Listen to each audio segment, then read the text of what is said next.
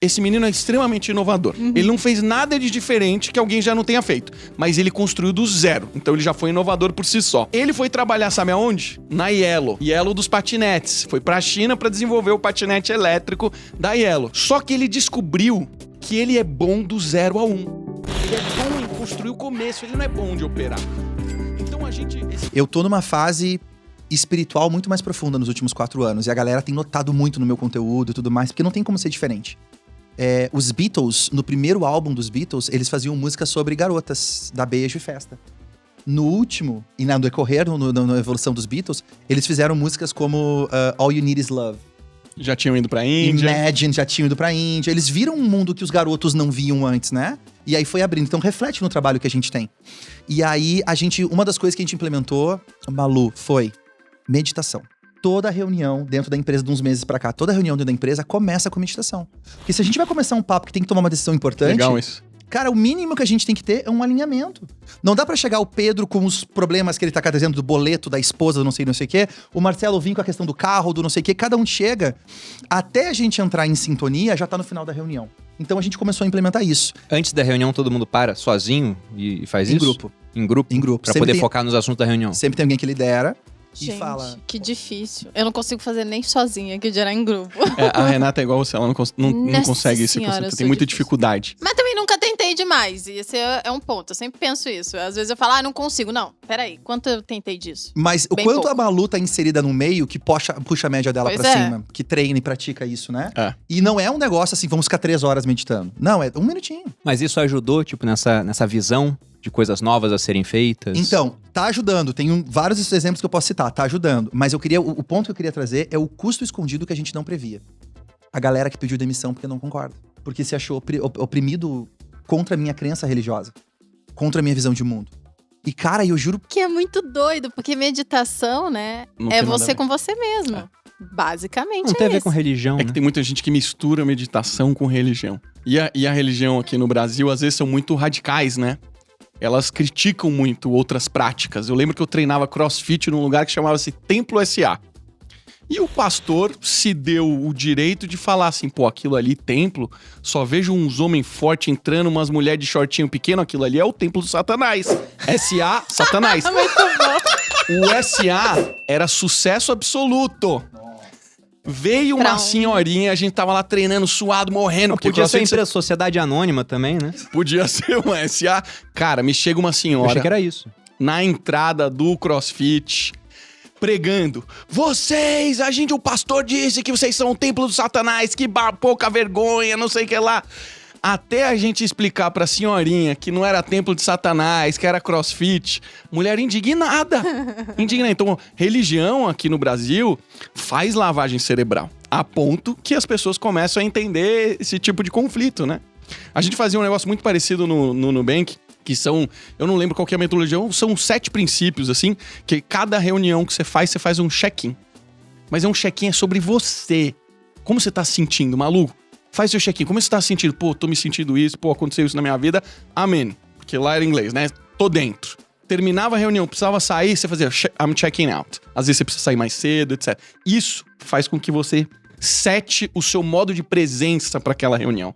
E você sabe que você tá mais delicada hoje porque aconteceu alguma coisa com você. Pô, o Perini tá empolgadaço por causa disso. O Superti tá empolgadaço porque ele fechou o negócio. Pô, o Toledo tá passando por uma dificuldade. Você já calibrou o nível da reunião.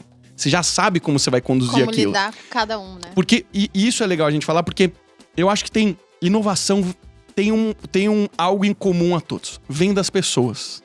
E a gente precisa saber separar o que é inovação isolada na mão de uma pessoa, na inovação em grupo. Porque quando a gente tá falando de grupo, no seu caso, que você tá falando, vocês aqui que tem um monte de gente, você trabalhar sozinho é a coisa mais fácil do mundo.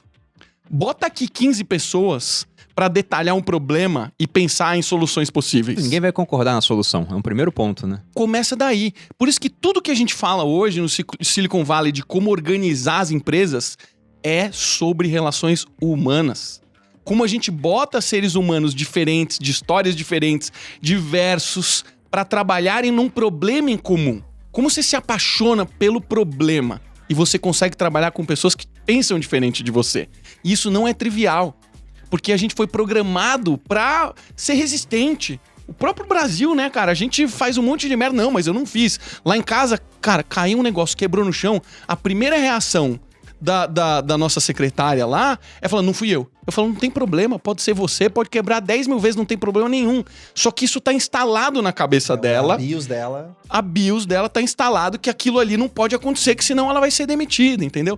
Então, inovação tem muita relação com isso. Eu entrevistei semana passada um cara que ele faz muito bem inovação. Ele criou um Segway. Segway, pra quem não sabe, é aquele negocinho que os seguranças andam no shopping. Ele criou o Segway. Ele desenvolveu o hardware de um Segway. Um Segway. Ele é brasileiro, esse menino. Ele acabou de desenvolver uma prancha de surf que flutua na água. Ele é um engenheiro de hardware. Toda prancha de surf flutua na água. Mas a dele flutua mesmo. Não encosta na água. Ah, fica acima da água? É, ele tem uma... Que eu falei, essa inovação ele tem uma é óbvia. propulsão... Ele tem uma propulsão que faz com que a prancha fique 60 centímetros acima da água. Nossa, é bacana. Inclusive, o slogan é flutua mesmo. Mas o que eu tô falando? Por que eu coloquei o exemplo dele especificamente? Esse menino é extremamente inovador. Ele não fez nada de diferente que alguém já não tenha feito. Mas ele construiu do zero. Então ele já foi inovador por si só. Ele foi trabalhar, sabe aonde? Na Yellow. Yellow dos patinetes. Foi pra China pra desenvolver o patinete elétrico da Yellow. Só que ele descobriu que ele é bom do 0 a 1. Ele é bom em construir o começo, ele não é bom de operar. Então esse negócio que a gente tava falando aqui, a gente precisa entender qual é o nosso papel na inovação. O seu papel é levar do 0 a 1 ou do 1 ao 10? Porque isso faz toda a diferença. Você bota a pessoa errada no problema errado, vai sair tudo errado. E ela vai dar o máximo dela. Você não vai conseguir usar a solução, porque é a solução errada. E ela vai ser muito frustrada, triste, traída. Porque eu dei o meu melhor e o Bruno não tá nem aí pra mim, pro meu trabalho. Era eu. Mas foi o alinhamento. Você passou por isso? A vida toda, né? Eu sou disléxica, tentava ler Toy Story, não dava. eu sou disléxica, tentava passar no concurso público, não conseguia. Sabe aquela instrução na prova do Enem? O Bruno Leia adora primeiro falar toda a prova e depois começa a resolver? Eu nunca li. Nunca leu toda a prova. Fazia isso Eu também nunca não. li todo o Enem. Porque eu tenho dificuldade de ler, então eu leio mais devagar. Depois a gente descobriu que quem tem dislexia de fato tem tipo 1 hora a mais pra fazer a prova, né? É porque eu não era diagnosticada. Ela não tinha o diagnóstico na época. O diagnóstico na época. Eu fui diagnosticada só com 28 anos. Então, eu não sabia. Se eu tivesse, eu levaria lá e falava, gente, então, preciso de ou alguém pra ler a prova pra você. Porque, já que a gente tá falando da dislexia, inclusive, a gente vai ter que fazer um podcast sobre isso. Porque toda vez eu falo, e aí o pessoal, fala mais, porque eu quero... Será que eu sou disléxico, né? E tem muita gente, mas não é tanta gente assim. Às vezes você só é burro mesmo. Mentira. Fica essa mensagem inovadora pra você, Inspiracional. Inspiradora, na verdade. Tô zoando. Não, é porque tem outros déficits de atenção, de aprendizado. Não é só esse. Você pode ter vários combinados. Eu só tenho dislexia. O que é muito comum é o TDAH, né? Que é déficit de atenção mesmo, que a pessoa não consegue se concentrar. Eu consigo, normal. Mas enfim, por que eu comecei a falar isso? Eu não lembro. É porque o Marcelo falou, você pode ser a pessoa que leva de 0 a 1, Sim. de 1 a 10, do 10 a 100. E aí, falando sobre a dislexia, né? Eu tenho dificuldade em aprendizado, mas o meu cérebro, ele busca outros caminhos para chegar a conclusões iguais ao de uma pessoa normal. Então, eu chego à mesma conclusão, às vezes de forma mais inovadora e melhor. Eu enxergo, às vezes, coisas diferentes do que uma pessoa normal. E eu acho que as pessoas, às vezes, lidam com todo mundo igual, como a gente tinha falado aqui. E por muitas vezes, eu tenho um irmão que é super inteligente, tradicional. É a inteligência mais tradicional, que é a do Bruno. É muito bem em prova, tudo. É muito bom. No que ele se propõe a aprender, ele fez a MAN também. Fez a mesma turma que eu. Bem classificado igual o Bruno. Foi o primeiro, ele foi o 6º, né, da artilharia. Caramba. Só que ele foi o 6º dando nada. Eu fui o primeiro me matando, né? Então, veja, eu sou a pessoa que está sendo comparada com esse tipo de inteligência, né? Então, era muito ridículo pra mim. Eu sempre me senti burra até descobrir que eu tinha um déficit de aprendizado. Não era uma questão de que ela não tinha inteligência, era só que a gente tava colocando a pessoa certa no local errado, né? Como é que ela vai fazer um bom trabalho lá?